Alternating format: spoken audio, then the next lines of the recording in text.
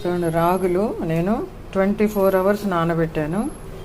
24 hours నానబెట్టి 30 hours ఈ గుడ్డలో మూట కట్టి పెట్టా. చూడండి, ఈ గుడ్డలో మూట కట్టినప్పుడు మనం ఒక 2-3 గంటలకు ఒకసారి అట్లా నీళ్లు చిలకరించాలి. చిలకరిస్తే చూడండి ఇట్లా మొలకలు వస్తాయి. ఇప్పుడు ఈ మొలకలను మనం ఎండలో ఆరబెట్టుకుందాం.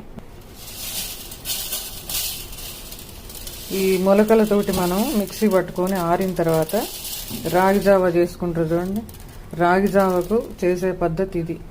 మామూలుగా మనం రాగిలు కొనుక్కొచ్చుకొని పౌడర్ చేసుకొని రాగి జావ చేసుకుంటారు కదా, అట్లా చేసుకోవద్దు. ఇట్లా మొలకలు ఎత్తించుకొని మనం ఎండలో ఆరబెట్టుకోవచ్చు. ఎండ అయినా పర్లేదు, లైట్గా మబ్బు ఉన్నా పర్లేదు, కొద్ది డేస్ ఆరిపోతాయి. మంచిగా ఆరిన తర్వాత అప్పుడు మనం మిక్సీ పట్టుకొని రాగి జావ చేసుకోవచ్చు. పిల్లలకు, చంటి పిల్లలకు కూడా రాగి జావ ఈ రకంగా చేసి పెట్టాలి. నార్మల్ రాగులు పెడితే మనకు అంత ఇది రాదు బలము. ఇట్లయితే చాలా మంచిది. చూడండి మొలకలు ఇట్లా వచ్చినాయో. ఇది చూడండి, ఇట్లా మనం బాల్కనీలలో అయితే ఇట్లా బట్టల స్టాండ్ వేసుకొని కాస్త పల్చగా పోయాలి. నేను వేరే ఇది చూడండి, ఇవి రాగి మొలకలు ఆరిపోయినాయి మంచిగా. 2 రోజులు ఆరబెట్టంగానే ఆరిపోయినాయి. ఇప్పుడు వీటిని మనం మిక్సీ పట్టుకొని మెత్తగా పౌడర్ చేసుకుంటాం.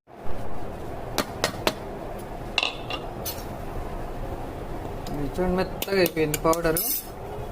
ఇట్లా చూడండి, ఎంత మొహానికి రాసుకునే పౌడర్ లాగా. కొద్దిగా బెల్లం వేస్తాను కొంచెం టేస్ట్ కోసం. చూడండి, ఒక్క పించ్ ఆఫ్ సాల్ట్ లేకపోతే అసలు తాగలేం కదా, కొంచెం టేస్ట్కి. ఈ రాగి జావ ఎప్పుడైనా సరే మనం మొలకలు ఎత్తిచ్చే తాగాలండి. ఇట్లా మొలకలు ఎత్తిచ్చి ఆరబోసుకొని మిక్సీ పట్టుకుంటే ఇట్లా పౌడర్ అయిపోద్ది. 2 గ్లాసులకు 1 నిండా స్పూన్ సరిపోద్ది. చూడండి, ఇప్పుడు మసులుతానే కదా, పోసేసుకుంటాం. కాస్త సిమ్లో పెట్టి ఒక 5 మినిట్స్ ఉడికించుకుంటే సరిపోద్ది.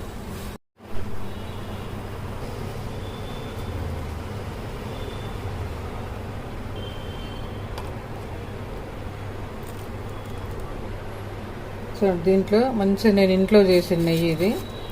ఒక 2 డ్రాపులు అట్లా నెయ్యి వేసుకుందాం, బాగుంటుంది.